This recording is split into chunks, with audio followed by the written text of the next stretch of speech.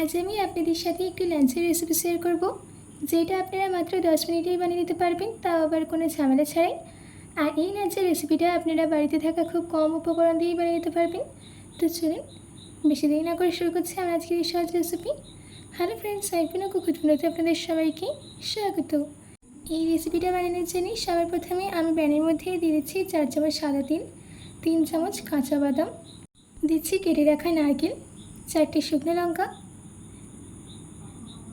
12 কোয়া রসুন। এবার এই সব কিছুকে 1 মিনিটের জন্য মিডিয়াম ফ্লেমে রোস্ট করে নিতে হবে।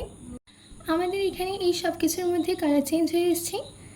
এবার আমি গ্যাসের ফ্লেমটাকে অফ করে দিয়ে ঠান্ডা হতে দেব। সম্পূর্ণ ঠান্ডা হয়ে গেলে এই সব কিছুকে একটা মিক্সার জারের মধ্যে ট্রান্সফার করে দিতে হবে। তারপর একটা ফাইন পাউডার রেডি করে নিতে হবে। দেখুন আমাদের এখানে পাউডারটা রেডি করে নেওয়া হয়ে গেছে। এবার একটা প্যানের মধ্যে দিয়ে দিচ্ছি 4 চামচ সাদা তেল। তেল গরম হয়ে গেলে দিতে হবে 2টো শুকনো লঙ্কা, 2 চামচ ছোলার ডাল, 2 চামচ পিউলির ডাল, 1 চামচ সরষে। এবার এই সব কিছুকে 1 মিনিটের জন্য সাথে করে নিতে হবে। আমাদের এখানে 1 মিনিট হয়ে গেছে। এবার আমি এর মধ্যে অ্যাড করে দিচ্ছি 2 চিমটি হিং,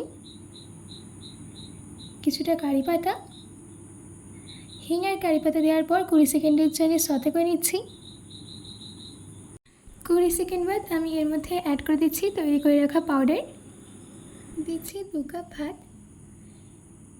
ভাতটা দেওয়ার পর এই সব কিছুকে ভালো করে মিশিয়ে নিতে হবে আর 5 মিনিট মিডিয়াম ফ্লেমে রান্না করে নিতে হবে।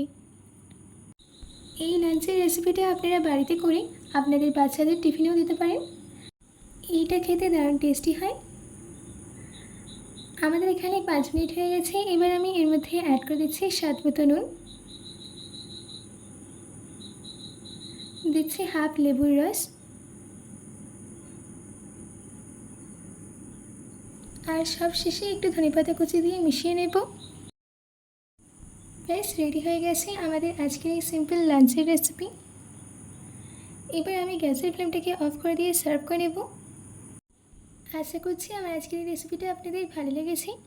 বাড়িতে এটি অবশ্যই ট্রাই করবেন ও কমেন্ট বক্সে কমেন্ট করে জানাতে একদম ভুলবেন না। তো আজকের মতো এটুকু, আবার দেখা হচ্ছে অন্য কোনো রেসিপি নিয়ে। ভালো থাকবেন, সুস্থ থাকবেন।